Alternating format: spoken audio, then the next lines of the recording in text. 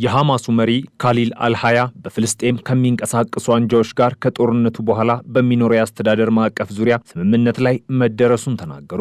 ካሊል አልሃያ ከአልጀዚራ ጋር ባደረጉት ቃለ ምልልስ ሐማስ ጋዛን ለማስተዳደርና ኮሚቴ ለማቋቋም ምንም አይነት የፖለቲካ ግንኙነት የሌላቸውን ሰዎች ዝርዝር ለማቅረብ ከፋታህና ሌሎች ታጣቂ ኃይሎች ጋር መስማማቱን ተናግረዋል። ሐማስ ሰላምና ደህንነትን ማስጠበቅን ጨምሮ ግዛቷን ሙሉ በሙሉ የመቆጣጠር ስልጣንን ለኮሚቴው ለማስረከብ ዝግጁ መሆኑን አክሏል።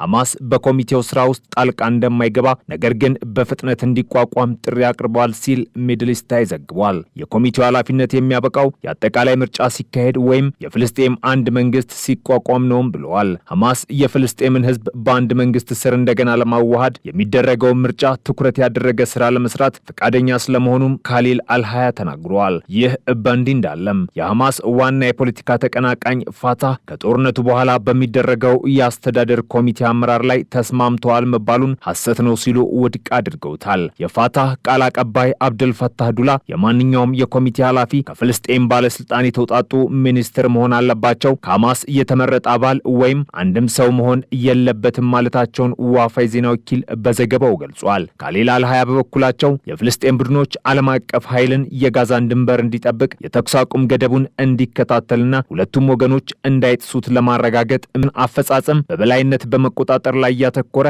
ዓለም አቀፍ አካል ለማቋቋም መስማማታቸውን ገልጸዋል። በጦር መሳሪያ ጉዳይ ላይ የሐማስ የጦር መሳሪያ በቀጥታ ከእስራኤል ዘመቻ ጋር የተያያዘ መሆኑን በድጋሚ ገልጸው ነበር። ሆኖም ወረራው ሲያበቃ መሳሪያዎቹ ለፍልስጤም መንግስት እንደሚሰጡ ተናግረዋል። የእስራኤል የዜና ወኪል የሆነው የኒት እንደዘገበው የእስራኤል ሕግ አውጪዎች ከፓኪስታን የተውጣጡ ወታደሮች ከኢንዶኔዥያና ከአዘርባይጃን የመጡ ወታደሮችን ጨምሮ በጋዛ በታቀደው ዓለም አቀፍ የሰላም አስከባሪ ኃይል ውስጥ ሊካተቱ እንደሚችሉ ተነግሯል።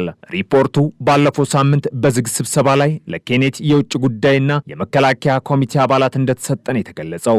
ሪፖርቱ ባለፈው ሳምንት በዝግ ስብሰባ ላይ ለእስራኤል ምክር ቤት የውጭ ጉዳይና የመከላከያ ኮሚቴ አባላት እንደተሰጠም ተጨምሮ ተነግሯል። በዚህ ስብሰባ ላይ ተገለጸ በተባለው መሰረትም ፓኪስታን 20 ሺህ የሚሆኑ ወታደሮችን በጋዛ ታሰማራለች ተብሏል። የታቀደው ስምሪት ከተረጋገጠ በቅርቡ የተኩስ አቁም ስምምነትን ተከትሎ ጋዛን ለማረጋጋት ከሚደረገው ዓለም አቀፍ ጥረት አካል ይሆናሉ።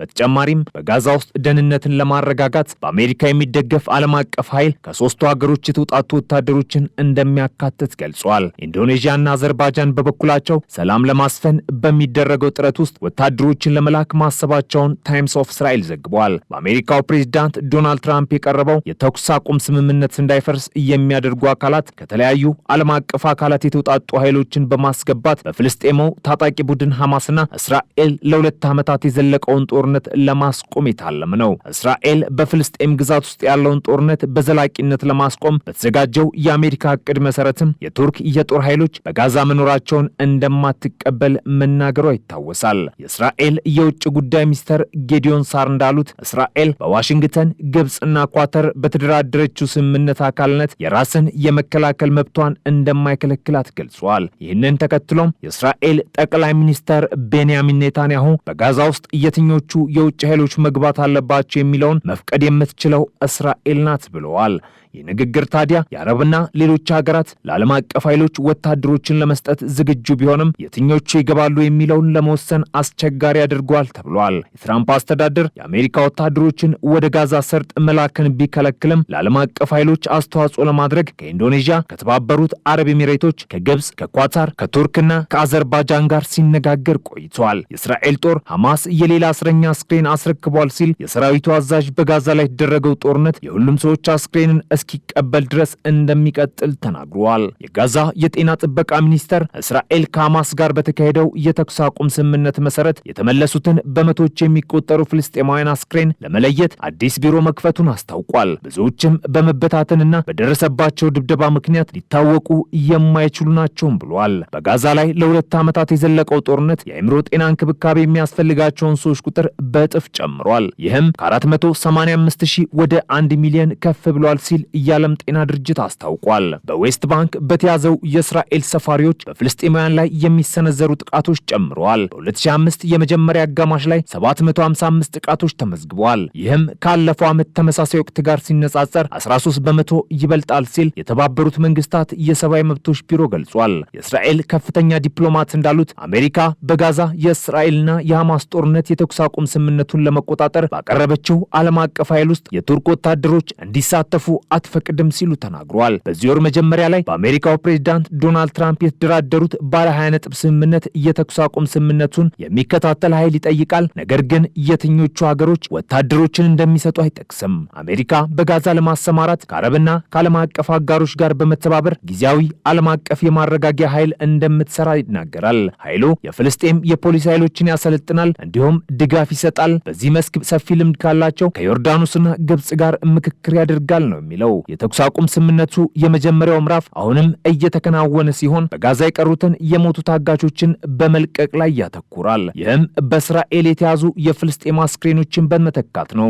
የተኩስ አቁም ስምምነቱ ከጥቅምት 10 ጀምሮ የ16 ታጋቾችን አስክሬን ወደ እስራኤል መልሷል። ሌሎች 12 አስክሬኖች አሁንም በጋዛ መገኘትና መሰጠት አለባቸው ተብሏል። በጋዛ ውስጥ ባለው ዓለም አቀፍ ኃይል ውስጥ ለመሳተፍ እያሰቡ ያሉ ሀገሮችም በተሰጣቸው ስልጣን ላይ የበለጠ ግልጽነት ይፈልጋሉ። ከአንዳንድ ከአረብ ሀገራት የተውጣጡ ባለስልጣናት ትኩረቱ በጋዛ ውስጥ ባለው የሰላም ማስከበር ላይ መሆን እንዳለበት፣ ነገር ግን በእስራኤልና በሐማስ መካከል የሰላም አስከባሪ ሆኖ መስራት እንዳልሆነም ተነግሯል። በጋዛ ውስጥ ያሉት የጸጥታ ኃይሎች ስልጣን ምንድነው በማለት የጠየቁት የጆርዳን ንጉስ አብዱላህ ዳግማዊ ሰላም ማስከበር እንደሆነ ተስፋ እናድርጋለን፣ ያ ካልሆነ ግን ማንም በእጁ መንካት አይፈልግም ሲሉ ለቢቢሲ ተናግረዋል። የእስራኤል የውጭ ጉዳይ ሚኒስተር ጌዲዮን ሳር በሃንጋሪ ጉብኝት ወቅት ለጋዜጠኞች ሲናገሩም እስራኤል የቱርክ ወታደሮች በጋዛ ውስጥ መሳተፋቸውን እንደምትቃወም ተናግረዋል። እንደ ምክንያትነት ያነሱትም ፕሬዝዳንት ረሲፕ ጣይብ ኤርዶዋን ለእስራኤል ለረጅም ጊዜ ቆየ ጥላቻ አላቸው የሚል ነው። ሳር እስራኤል አቋሟን ለአሜሪካ ባለስልጣናት እንዳሳወቀችም ተናግረዋል። የጦር ኃይሎችን ለመላክ የሚፈልጉ ወይም ዝግጁ የሆኑ ሀገሮች ቢያንስ ለእስራኤል ፍትሃዊ መሆን አለባቸው ሲሉ ሳር ተናግረዋል። ነገር ግን ተጨማሪ ማብራሪያ አልሰጡም። ኮርቢዮ ባለፈው ሳምንት እስራኤልን በጎበኙበት ወቅት በርካታ ሀገራት በጋዛ ዓለም አቀፍ ጦር ውስጥ ለመቀላቀል ፍላጎት እንዳላቸው ተናግረዋል። አሜሪካ የተባበሩት መንግስታትን ትዕዛዝ ወይም ሌላ ዓለም አቀፍ ፍቃድ ለማግኘት እየሰራች መሆኑን ሩቢዮ ተናግረዋል። በሐማስና እስራኤል መካከል በተደረገው ጦርነት በጋዛ ብቻ 18.5 ቢሊዮን ዶላር ኪሳራ እንዳጋጠመ ተገልጿል። የእስራኤል ኢኮኖሚም በ21 በመቶ እንደቀነሰ አትላንቲክ ካውንስል ይገልጻል። የእስራኤል ኢኮኖሚ እንዲጎዳ ያደረገውም በስዊዝ ካናል መስመር መቀየሩ ኢምፖርትና ኤክስፖርት ላይ ተጽዕኖ በማሳደር ነው ተብሏል።